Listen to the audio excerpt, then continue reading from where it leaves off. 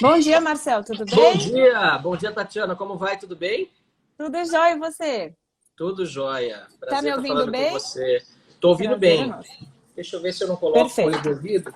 Não, acho que estou ouvindo bem. Não precisa fone de ouvido aqui, não, acho. Tá bom. Tô te Tá bom ouvindo o bem som? também. Tá? Tá. Tem um ecozinho atrás. Tá, então peraí. Deixa eu pegar meu Acho fone que de eu tô ouvido ouvindo aqui. a minha própria voz no fundo. Deixa eu ver se eu consigo pegar meu fone de ouvido aqui. Peraí. Bom dia quem está nos assistindo. Estão ouvindo legal? Dá um joinha aí, se tá bom o áudio. Obrigada. A gente está com o nosso convidado de hoje, o deputado federal Marcel Van Hatten, né, deputado pelo Partido Novo do Rio Grande do Sul. Então, primeiro, antes da gente começar a entrevista, parabéns pela sua colocação. Desde o começo do seu mandato, no ranking dos políticos, você tem figurado aí entre os top 8 ou 10, está sempre ali nas primeiras colocações. Tô aqui Então, com eu a queria plaquinha, que... ó. Melhor deputado do Ah, Rio aí Grande do sim, Sul. Orgulho para o nosso estado do Rio Grande do Sul. Quero agradecer a todos os gaúchos também que estão me acompanhando pela live, todo mundo que me segue, Brasil afora. Obrigado ao ranking muito aí. bom. Queria saber se você pode explicar um pouquinho para quem está nos assistindo quais são os critérios que o ranking usa para avaliar os parlamentares e por que você está bem colocado aí. São critérios bem objetivos. Então, explicar um pouquinho para o pessoal entender o que leva um parlamentar a estar bem posicionado no ranking. Exatamente. Não, o ranking é muito sério, né? E realmente serve como um estímulo, um incentivo para que os deputados trabalhem melhor. Gastem menos.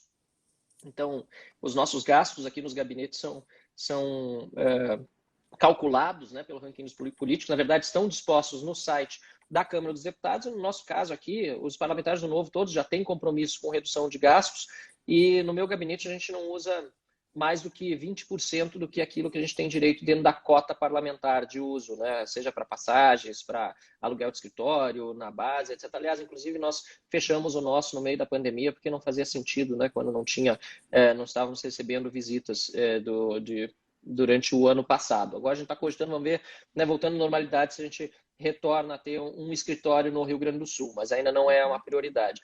Também nós temos, o ranking faz a avaliação dos projetos, acho que é muito importante, além de economizar, você tem que fazer um bom trabalho, não adianta economizar no seu gabinete e passar a conta para a população pagar, seja em incentivos fiscais, que muitas vezes são dados a setores específicos e o ranking está sempre em cima, né, seja em não combater a corrupção e o ranking está sempre em cima também dos projetos polêmicos e, claro, está em cima também das nossas presenças e faltas nas sessões. É importante o deputado ser assíduo, estar aqui em Brasília ou agora com a votação remota desde casa, votando nas pautas que o Brasil precisa para se desenvolver. Perfeito. É isso aí, só vou complementar aqui mencionando ser ficha limpa, né? Então não estar enrolado com a justiça e votar bem, como o Marcel falou, anti-desperdícios, anti-privilégios e anticorrupção são as nossas principais bandeiras.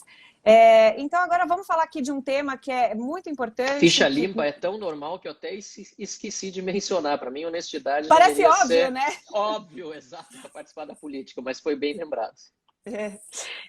Então vamos entrar aqui no tema muito importante, que é o destaque agora do momento, que é as eleições, né, para a presidência da Câmara e do Senado Federal. Então, para quem não sabe, o Marcel está saindo candidato à presidência da Câmara dos Deputados, né, Marcel? Então, eu queria que você explicasse um pouquinho, a votação vai ser no dia 1º de fevereiro, queria que você explicasse um pouquinho como que funciona essa votação, ela é aberta, ela é fechada, e quais são as principais atribuições do presidente da Câmara dos Deputados. Vamos lá. Tatiana, os comentários aqui congelaram para mim, talvez porque eu saí e voltei para colocar os fones de ouvido, mas tá normal? Tá Estão aparecendo saindo, comentários? Para mim não tá estão saindo. aparecendo. Então me desculpe, as pessoas estão acompanhando, deu um bugzinho aqui no meu aplicativo, eu infelizmente vou passar a live sem conseguir acompanhar os comentários. Sobre a presidência da Câmara, é uma votação secreta, feita sempre no início de cada legislatura e depois no meio de cada legislatura para renovar para um novo mandato, né, de 2 anos. Inclusive É tem uma sempre polêmica aí. secreta ou é É discutida sempre caso a caso? secreta. Não, a votação para a presidência da Câmara é secreta, a votação para a presidência do Senado também. Inclusive há uma discussão, né? Eu tenho uma tendência mais, né? Eu até dei uma resposta à Jovem Pan dizendo sou a favor do voto secreto para a eleição. Eu tenho uma tendência a ser favorável ao voto secreto, assim como é secreto também o voto do eleitor no dia a dia, aliás, nas eleições gerais, né, para proteger o eleitor de eventuais pressões futuras e algo nesse sentido. Mas é claro que, e eu digo pressões dentro da casa, não do eleitor, eu digo não do cidadão, né, porque aqui o deputado se torna eleitor na eleição da mesa. Mas eu acho importante que cada deputado e cada senador abra seu voto. Eu acho importantíssimo. Então, isso vai da vontade de cada deputado, vai da vontade de cada senador e principalmente da pressão que a sociedade fizer sobre deputados e senadores. Né? Mas o voto ele é secreto e é uma das chances que nós temos de chegar ao segundo turno, o fato do voto ser secreto. Porque como a maior parte dos partidos já está fechado com um candidato A ou B, que são os mais mencionados, né? Arthur ou Baleia, A ou B. Então, não é segredo para ninguém, né? Não é segredo para ninguém. Como a maior parte dos partidos já estão fechados, muitos deputados têm me dito que, olha, eles não estão satisfeitos com as duas opções e no voto secreto podem vir a exercer um voto de consciência, um voto de convicção, eu tenho dito, não de traição, em mim. Né? Então, esse voto secreto, no fim, acaba protegendo, né, o parlamentar para ele poder tomar uma decisão individual na urna, né, que não vai impactar depois, caso, por exemplo, eu não venha a ser eleito, com perseguição de quem for eleito em cima de quem não votou nele. Né? Perfeito. E as atribuições, né, para o pessoal saber qual que é a principal função, a importância do presidente da Câmara dos Deputados? Bom, o presidente, ele tem a primeira atribuição dele é presidir o corpo de deputados, né, o que são, em última análise, os representantes da população brasileira em um sistema de democracia representativa, liberal e constitucional, que é o caso do Brasil. Né? Então, o poder emana do povo e é exercido por meio dos seus representantes na Câmara dos Deputados. E os seus representantes, os representantes do povo, precisam ter também uma liderança que os represente. E essa liderança é o presidente da Câmara. Além disso, ou também por conta disso, por representar os demais deputados, ele coordena os trabalhos da Câmara dos Deputados, coordena o trabalho das lideranças partidárias, reúne, e deveria reunir mais, Rodrigo Maia reúne muito pouco, os líderes partidários para discutir que projetos de lei vão para a pauta, quais são as comissões que, por exemplo, durante a pandemia vão funcionar, no fim acabou que nenhuma, nem a de ética funcionou, um verdadeiro absurdo. Né? Então, o presidente tem uma série de prerrogativas e até prerrogativas demais, e eu, como candidato, gostaria de ver esta Câmara mais plural e mais democrática e que houvesse menos poder nas mãos do presidente. Além disso, o presidente da Câmara é o segundo na linha sucessória. Terceiro, né? O presidente, vice-presidente e aí o presidente da Câmara. Então, em caso de férias, por exemplo, do presidente e do vice-presidente, o presidente da Câmara, ele assume. A não ser que ele seja réu, né? Que foi o que aconteceu com Renan Calheiros, que era réu no Senado Federal, né? Seria afastado da presidência e, no fim, o STF decidiu, né? Infelizmente, mais uma dessas decisões aí que vem muito mais ao sabor das circunstâncias, que quem é réu pode ser presidente de poder, mas não pode ser presidente da República, presidente de poder legislativo.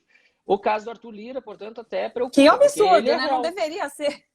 Ele é réu. Ele não deveria, a meu ver, sequer concorrer, porque como réu não deveria ser presidente da Câmara. Mas o Supremo Tribunal Federal diz que pode. Só que ele não pode ser presidente da República. Ele não vai estar na linha sucessória. Esse é o entendimento hoje do Supremo Tribunal Federal, se ele vier a vencer, e a gente é candidato justamente para evitar isso. E por último, né, o tema da nossa live, não por último, porque tem mais outras atribuições e muitas outras atribuições, mas uma atribuição muito importante é a de admitir ou não processos de impeachment do presidente da República. Isso está na mão do presidente da Câmara, também é algo que eu entendo deveria ser mais compartilhado com os líderes partidários, até para não servir como instrumento de pressão ou chantagem sobre o Poder Executivo, né? Mas está hoje unilateralmente, monocraticamente, na mão do presidente da Câmara a decisão de abrir ou não, dar prosseguimento ou não a um pedido de impeachment do presidente da República. É uma responsabilidade muito grande para uma pessoa só, né? Ela tem que compartilhar com outras lideranças. Isso aí é um tema importante. A gente vai falar um pouquinho mais sobre isso, mas ainda nas atribuições do presidente da Câmara, a gente sentiu no ano passado que houve um marasmo muito grande assim, do Congresso. Passaram poucas coisas, né? E as empresas estão ali, empresas privadas, ralando, todo mundo se virando para fazer as coisas acontecerem. Precisa produzir, precisa vender, precisa fazer acontecer.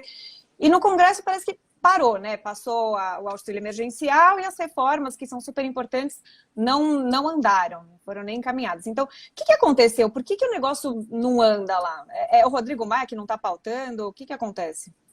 Tem de tudo. Nós tivemos problema com a instalação da Comissão do Orçamento, que foi, assim, talvez a mais simbólica, caricata de todas as situações, de todas as circunstâncias. Um grupo ligado ao Rodrigo Maia e outro grupo ligado ao Arthur Lira, os dois que agora estão em embate pela presidência da Câmara, curiosamente, não permitiram a instalação da comissão mista de orçamento neste ano, em ano de pandemia, por conta de disputas políticas. Então, quer dizer, a disputa política está acima dos interesses da nação, que precisa ver um orçamento ser aprovado.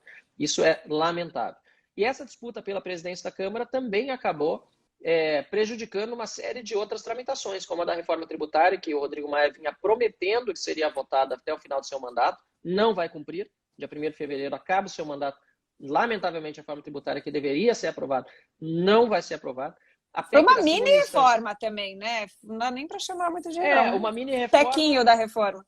Exato, aqui veio do governo, mas tem também a parte da PEC 45, de autoria do Baleia Rossi, com relatoria do deputado Agnaldo Ribeiro, e que o Alexis Fontaine, nosso deputado federal do Novo, tem contribuído muito. Essa já é uma PEC mais ampla, que transforma o nosso sistema num IVA, né?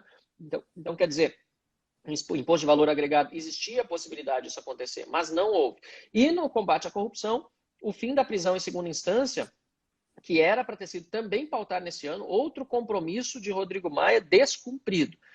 Então, claro, foi só ele que descumpriu. No fim e ao cabo, é claro que ele tem a responsabilidade, mas houve também uma série de líderes partidários que pressionaram para que isso não acontecesse, e o próprio governo, aqui precisa ficar claro, também advogou contra a volta da prisão em segunda instância aqui dentro da Câmara dos Deputados. É só falar com o relator da matéria, ele publicamente demonstrou, e ninguém do governo rebateu quando ele demonstrou indignação com o fato de que o governo mesmo, né, que foi eleito com a pauta anticorrupção lá atrás, estava inviabilizando a aprovação da PEC da volta da prisão em segunda instância.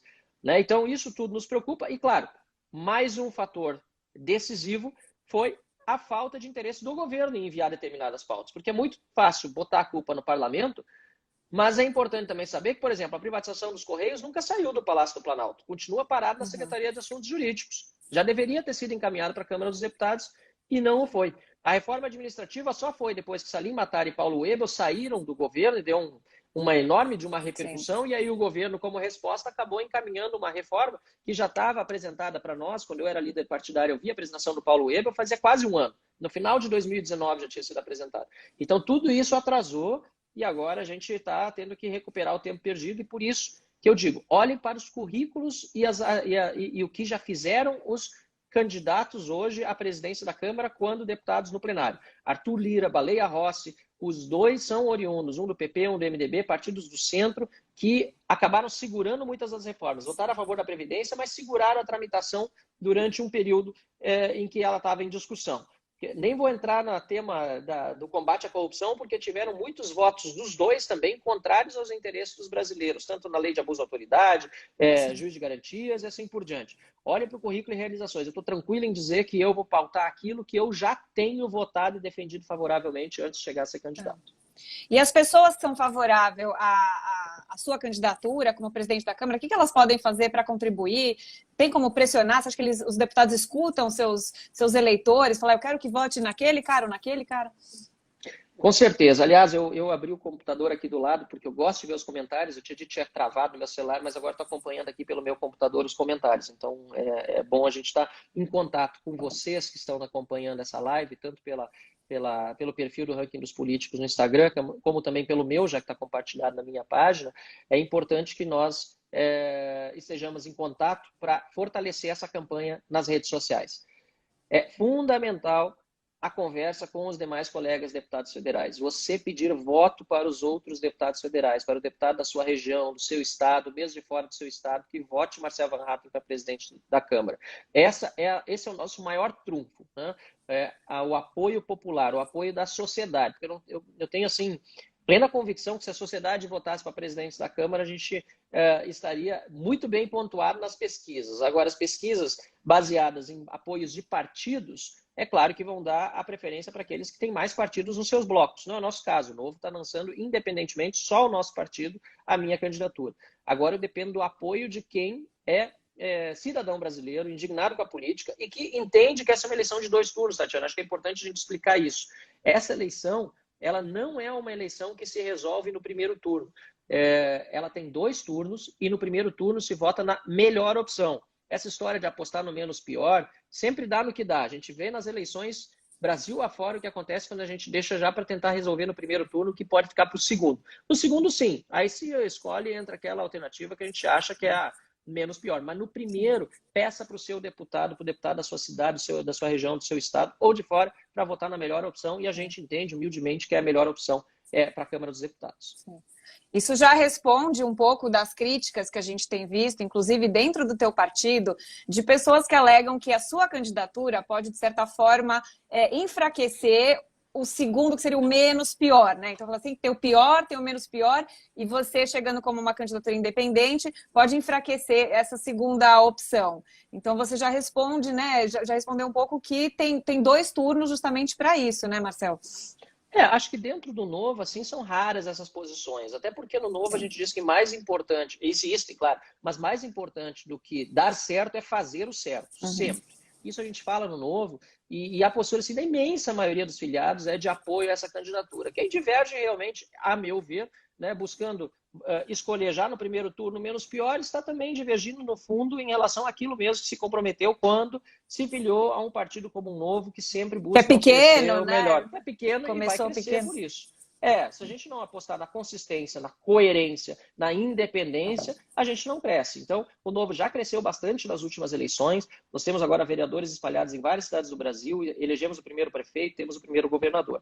Agora, essas críticas que vêm, eu sinceramente até acho pena que tenham alguns passando pano, né, para a candidatura A ou para a candidatura B, relevando, né, os problemas que não são poucos, né, nem vou falar de folha corrida, que alguns dos postulantes têm, né? E relevando isso, passando pano só porque o candidato A vai vencer ou vai derrotar o candidato que é apoiado por quem você não gosta. Pô, gente, a gente precisa ter mais, né, foco no que a gente quer para o nosso país. Eu não vim para Brasília para relativizar os meus princípios, para abrir mão daquilo que eu acredito, e eu sei que é difícil, mas se não fosse difícil, a minha trajetória lá atrás eu não teria chegado até aqui se eu não tivesse enfrentado desafios. Eu fui 3 vezes candidato a deputado estadual, só na terceira eu fiquei na primeira suplência, as outras 2 eu perdi e foi com a grande diferença. Hoje fui deputado federal mais votado do Rio Grande do Sul, aliás, hoje na última eleição, e eu estou aqui continuando essa linha de coerência. E se porventura eu perder voto de um lado ou de outro, isso é da vida, faz parte. A gente está aqui para representar os votos que a gente recebeu na última eleição e o nosso dever de consciência individual. E se eleito, Marcel, qual seria a primeira proposta que você encaminharia? O que você acha que é mais urgente? A PEC da segunda instância.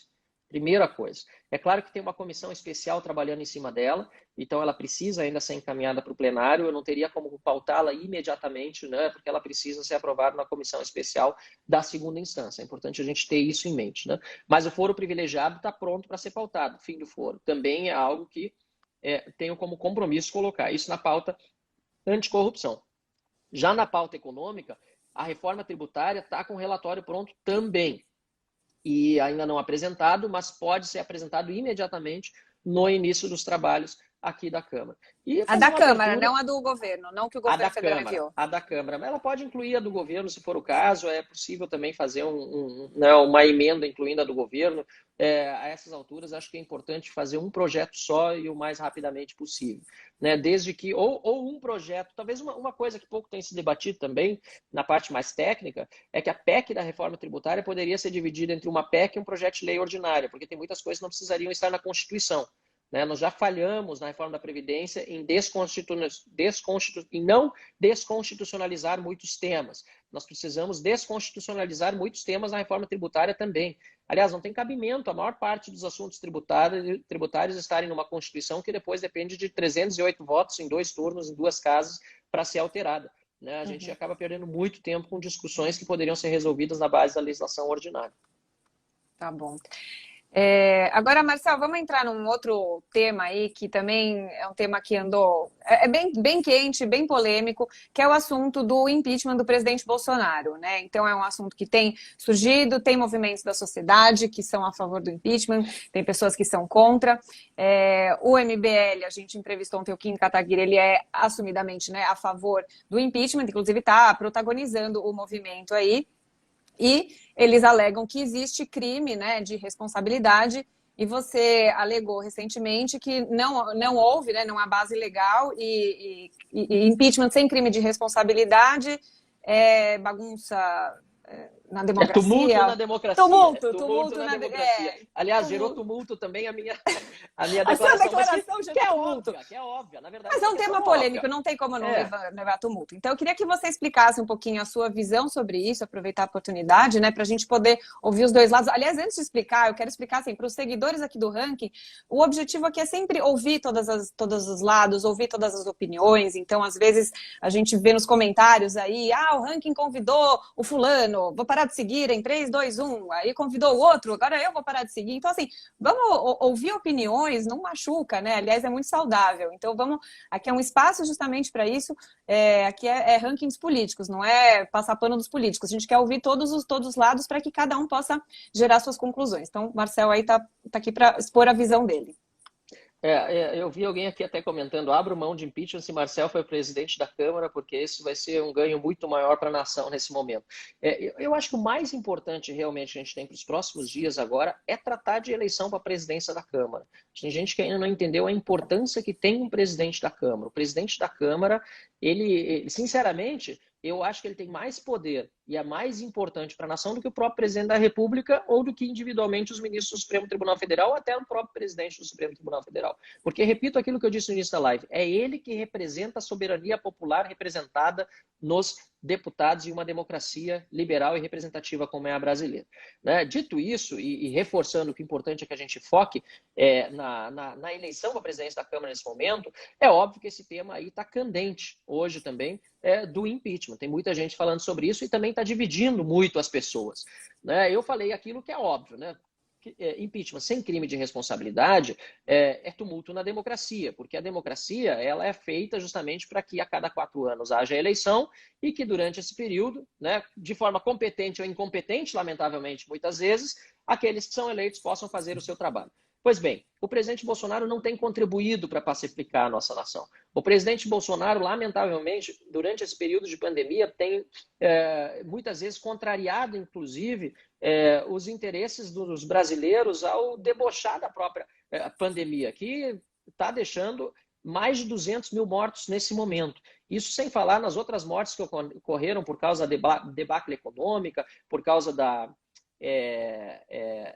dos outros tratamentos de saúde que não foram feitos e assim por diante. E eu entendo que é um instrumento de pressão social também, pedidos por impeachment, que muitas vezes também estão sendo confundidos com pedido de recall, que é algo que nós não temos no Brasil. O que é o recall? Você entende que a pessoa não cumpriu com as promessas feitas na campanha, que é o caso em muitos quesitos do presidente Bolsonaro, assim também como de outros governadores e de outros prefeitos. Acontece, lamentavelmente, todos os dias no Brasil inteiro. Bolsonaro cumpriu algumas promessas já, mas a maior parte não cumpriu e algumas ele descumpriu. Mas não existe o recall, que é, por não ter cumprido promessas de campanha, né, ser retirado do poder por um pedido da sociedade, por meio de assinaturas, e aí é feita uma votação. Isso não existe no Brasil. O impeachment demanda que haja crime de responsabilidade. E para que esse processo possa tramitar na Câmara dos Deputados e ser despachado pelo presidente da Câmara, esse crime precisa estar muito bem definido, que foi o que aconteceu com Dilma Rousseff.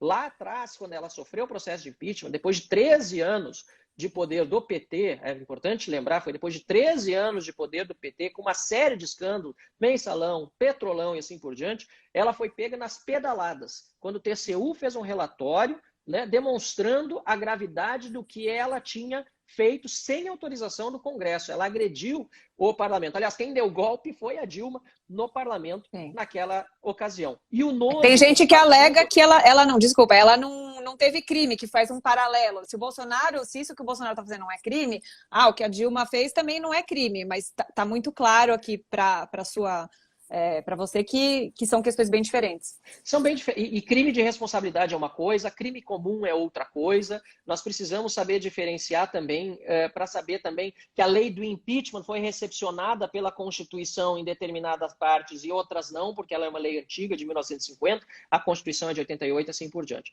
Então, o que precisa ficar claro? Até está sendo muito importante essa live para poder explicar um pouco melhor arrefecidos os ânimos. E o mais importante é que nós precisamos acalmar os ânimos no nosso país. Se Bolsonaro, de um lado, não contribui para isso, também uma oposição ferrenha e muitas vezes irresponsável também não tem contribuído para isso. Não existem só passadores de pano e aliados de impeachment no nosso país. Tem uma pluralidade de diferentes formas de enxergar o mundo.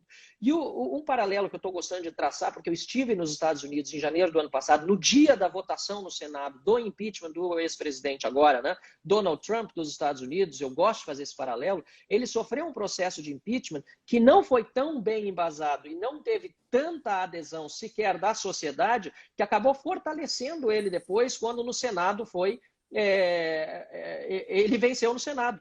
Todos devem lembrar, isso foi antes da pandemia. Eu estava nos Estados Unidos, inclusive era uma imersão que a gente estava fazendo junto com a bancada do Partido Novo lá, e a gente esteve em uma série de institutos e especialistas, inclusive analistas políticos democratas, ou seja, de esquerda, contrários ao Trump, davam como certa a vitória dele no final do ano. O que foi que derrubou o Trump nas eleições foi justamente o desastre da administração dele durante a pandemia. Foi o principal motivo que fez ele perder apoio popular, e a pandemia estourou realmente a partir ali de fevereiro, março.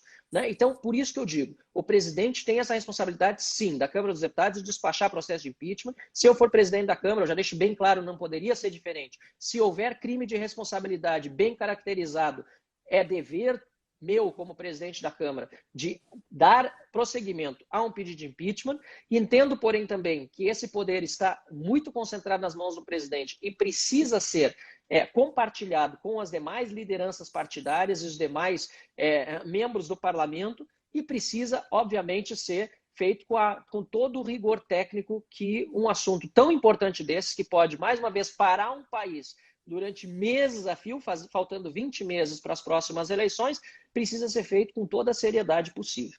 Essa é a minha posição pessoal a respeito desse assunto.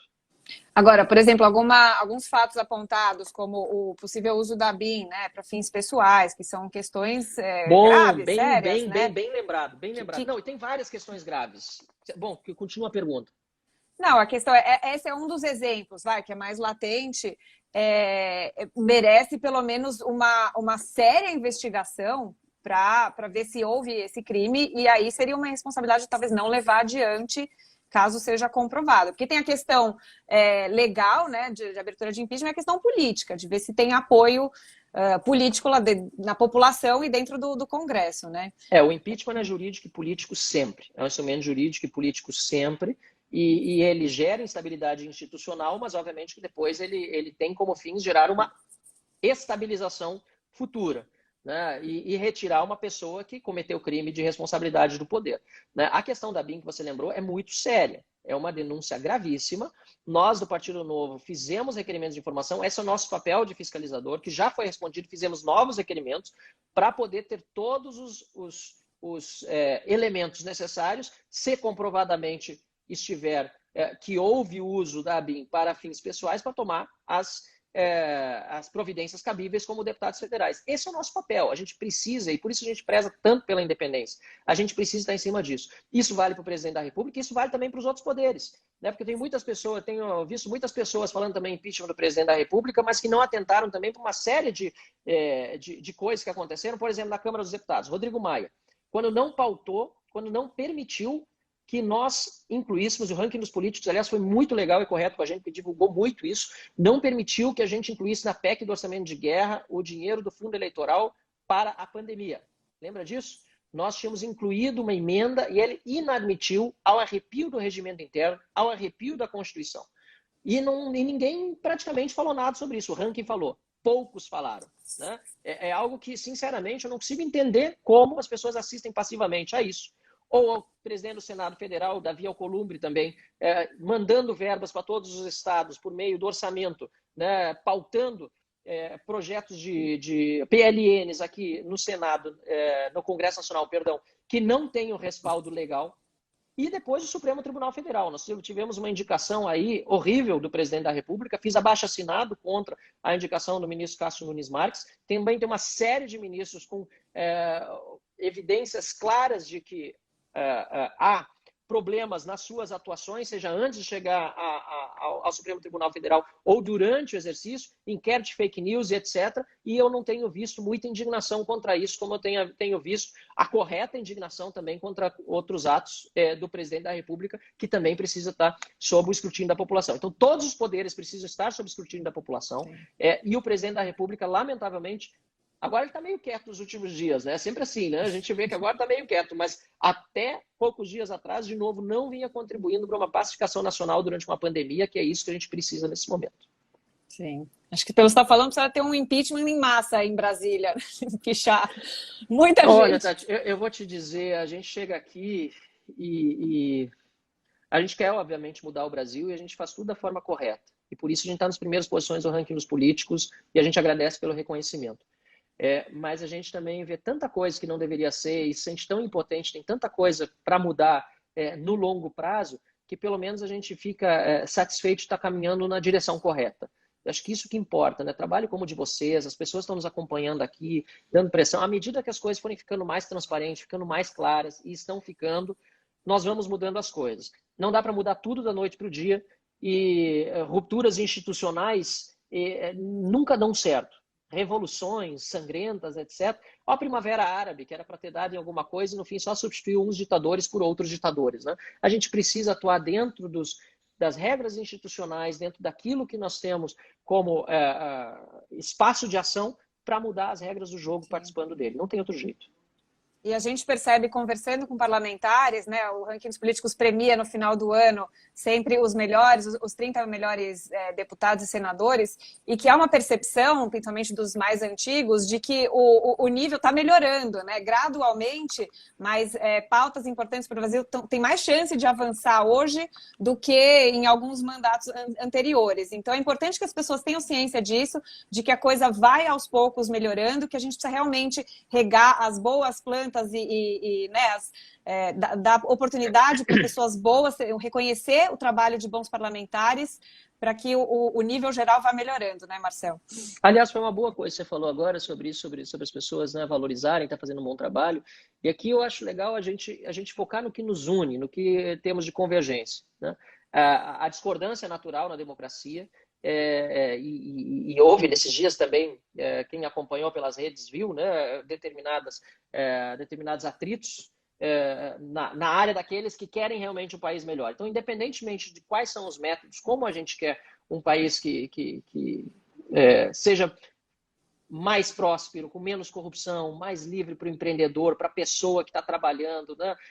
Durante uma pandemia ainda, que seja um Estado que possa prestar mais atenção naqueles que mais estão necessitando, né? E que dê espaço também para as pessoas voluntariamente fazerem as suas contribuições. Acho que é importante, houve uma onda no início da pandemia de muitas doações voluntárias, a gente não pode perder isso, a gente precisa fazer a nossa parte como cidadão.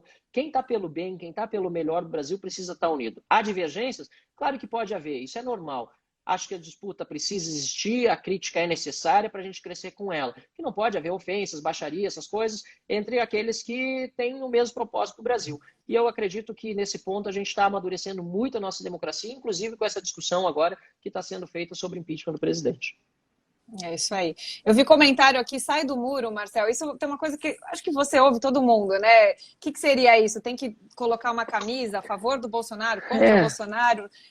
Que muro é esse, né? Eu acho muito desonesto quando as pessoas dizem o Marcel é bolsonarista, o Marcel é passador de pano, ou o contrário, o Marcel é petista, é comunista. Eu recebo as críticas dos dois lados. É desonesto demais e dói ainda mais quando é de pessoas que a gente imagina que são próximas, que têm os mesmos ideais, que estão na mesma trincheira. Isso é desonesto, isso Foi o caso triste, isso do precisa MBL, mudar. né? Foi um ataque aí que a gente acompanhou. Mas já está superado, né? Mas acontece às vezes dentro do próprio partido, acontece dentro de uma mesma associação, acontece, mas isso precisa ser superado. Acho que nós precisamos superar essa polarização que nós vivemos desde a eleição passada. Nós precisamos acabar com os ressentimentos que aconteceram em relação a quem nas eleições passadas participou de disputa eleitoral, não venceu e agora está ajudando a construir um Brasil melhor. Nós precisamos estar tranquilos com a nossa consciência, sabendo que no Brasil a gente precisa caminhar para uma pluralização e não ficarmos presos na polarização. Eu, no início desse debate todo com a esquerda, quando começou lá as manifestações em 2013, manifestações de rua, eu fui, obviamente, amadurecendo essa ideia, não sei bem quando veio esse insight, mas muita gente falava da polarização como algo ruim, né? Agora está se tornando algo ruim porque está durando muito tempo. Mas no início a polarização era positiva porque o que nós tínhamos era uma hegemonia. Só quem era de esquerda falava. Quem era de direita, ou quem era mais conservador, quem era mais liberal, não tinha espaço no debate público. Isso começou a mudar, começaram a surgir mais livros, começaram a surgir mais políticos, mais candidatos, surgiu o Partido Novo, surgiu um monte de coisa boa na nossa política brasileira. E, claro, isso acabou gerando uma polarização, né? De um lado uma opinião, de outro lado outra. Só que agora nós temos que migrar para uma pluralização. Insiste, o que significa pluralização? Tornar o debate plural, que é aquilo que a gente vê nas democracias consolidadas no mundo todo. Né? Existe alguém que pensa um pouco mais à direita, alguém que pensa um pouco mais à esquerda, a gente precisa lembrar que eu, Marcel Van Hatten, sempre, por mais à direita que eu esteja, ou por mais à esquerda que eu esteja, não importa, sempre vai ter alguém mais à minha direita ou alguém mais à minha esquerda. Sempre. Se a gente não souber que as pessoas são individuais, se a gente não tiver essa consciência que cada um tem uma visão de mundo e que a gente precisa construir em cima disso, a gente não vai mudar o nosso país. Então, agora a gente precisa migrar para uma pluralização. Para mim não existe muro, muros dividem, muros separam. As pessoas que só conseguem ver muro, ou você está de um lado ou você está do outro, na verdade não estão enxergando tanto que a gente está se separando como nação. Nós somos uma nação só, o que a gente precisa separar realmente é corrupção do que é fazer o certo. Né? A gente precisa separar o que é errado do que é certo. Agora, ficar separando as pessoas por posição política, por método de ação, isso não constrói. Beleza, Marcel. Por fim, a gente está caminhando aqui para o final da nossa live. Eu queria saber, em relação a previsões para 2022, você teria alguma aposta aí de quem seriam os finalistas na campanha presidencial e quem possíveis candidatos mais ao centro, aí, mais para o meio do muro? Pergunta difícil. Eu acho assim, acho que nós temos, por exemplo, no próprio Partido Novo, uma pessoa que eu acho acima de qualquer suspeita na avaliação política, que é o Bernardinho, que foi técnico do vôlei, medalhista olímpico, tanto na seleção masculina como feminina. Ele foi nosso embaixador na última eleição. Acho ele um excelente quadro, um cara tecnicamente preparado. Gostaria muito que ele fosse o nosso representante. Estou aqui falando ele algo, está até falo disposto? um pouco sobre isso. Temos que conversar com ele. Acho que ele é um cara que realmente sabe unir, um cara de time, um cara que poderia ser o nosso grande representante nacional para superar essa divisão política, essa polarização que se criou. Agora, eu não sei se ele está disposto ou não. É claro que eu sou de um partido político e a gente vai ter que lançar um candidato para poder mostrar as nossas ideias, fazer o certo mesmo que não dê certo, foi aquilo que eu disse. Alguém que possa unir o partido em torno dos nossos valores e mostrar que o país tem realmente uma opção equilibrada, né, independente, que é aquilo que a nossa bancada tem feito ao longo desses 2 anos que a gente teve aqui na Câmara dos Deputados.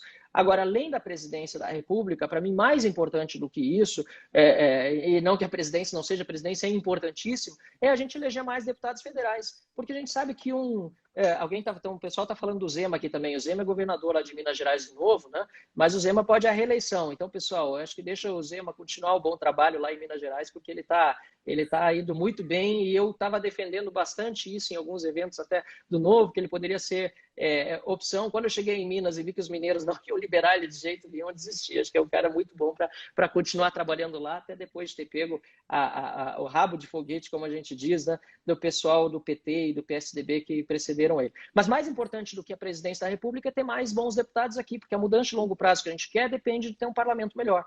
Se nós não tivermos mais deputados federais na Câmara dos Deputados dispostos a mudar o Brasil de verdade, e aí o Novo é um excelente instrumento. Muitas pessoas estão nos procurando, né, para se filiar, para se preparar, para se candidatar no ano que vem. Nós, só com 8 deputados federais, fizemos uma enorme diferença nesses 2 anos. Imagina se a gente tiver os 31 que a gente gostaria de ter a partir de 2023, né? 2023, para poder pedir verificação nominal em votações esdrúxulas, como aquela da lei de abuso de autoridade, que também foi outra votação que o Rodrigo Maia passou por cima de todo mundo. Nós tínhamos mais de 50 braços levantados, o ranking também divulgou isso, e ele simplesmente ignorou isso, atuou como um ditador aqui na Câmara dos Deputados. Se nós tivermos no mínimo 31 deputados federais alinhados dentro de um mesmo partido ou em mais partidos, mas que estejam dispostos a botar o nome ali, assinar um documento de pedido, por exemplo, de verificação nominal, no caso desse, a gente começa a mudar o Brasil ainda mais do que a gente já mudou durante esse último período.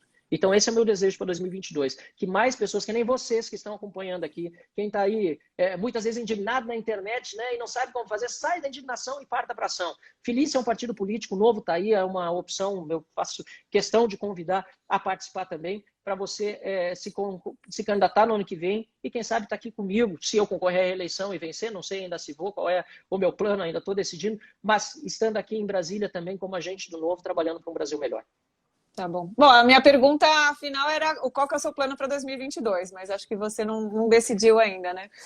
Eu tenho plano para 1º de fevereiro, ser eleito presidente da Câmara, contar com o apoio da maioria dos deputados no segundo turno, no primeiro turno fazer o suficiente para poder chegar no segundo turno e durante esses 2 anos dar o meu melhor pelo Brasil, um país que eu tanto amo e que não pode ficar só com essas opções que estão aí hoje na mídia, né? As 2 opções principais que estão sendo colocadas, sinceramente, por mais respeito que eu tenha a cada um dos parlamentares aqui, não estão à altura daquilo que o brasileiro decidiu em 2018 nas urnas, quando queria um Brasil diferente, com mais reformas, com menos corrupção e assim por diante.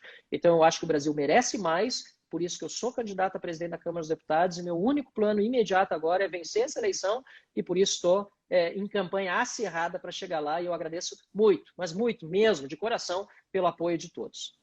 Tá bom, Marcelo. Então, muito boa sorte aí na sua campanha. Quem for a favor, né, da candidatura do Marcelo, ajuda a pressionar os parlamentares para que ele possa atingir o objetivo. E obrigada a todos aí por terem assistido. Obrigada, Marcelo, pelo seu tempo, pelo nosso bate-papo, que foi muito legal. E espero que vocês tenham esclarecido dúvidas, aprendido um pouquinho mais. E até a próxima aí. Você quer terminar e se despedir do pessoal, Marcelo? Muito obrigado. Vai ficar gravado depois, né? Porque eu achei Fica muito gravado. legal o bate-papo. Ótimo. Vou aproveitar até alguns trechos. Achei muito bacana a conversa, super, super informal e produtiva. Parabéns pelo trabalho de vocês. O ranking é um exemplo já no mundo, né? Quando a gente sai do país, agora está difícil, mas para falar sobre organizações não governamentais, a sociedade civil, né, que estão ajudando a melhorar a democracia no Brasil, o ranking é disparado uma das mais citadas ferramentas para isso. Parabéns pelo trabalho de vocês e fico muito contente mesmo de poder aqui na Câmara dos Deputados dizer que eu estou contribuindo junto com vocês para um Brasil diferente, um Brasil melhor. Obrigada. Um abraço a todos. E aí, pessoal, ajuda a compartilhar o ranking, viu? Essa live, os nossos conteúdos, pede para o pessoal, família, amigos, pessoal começar a seguir, que é muito importante a gente estar de olho aí no que os parlamentares estão fazendo lá em Brasília. Tá bom? Abraço, obrigada, Marcelo. Até a próxima, gente. Tchau, tchau. Abraço, tudo de bom.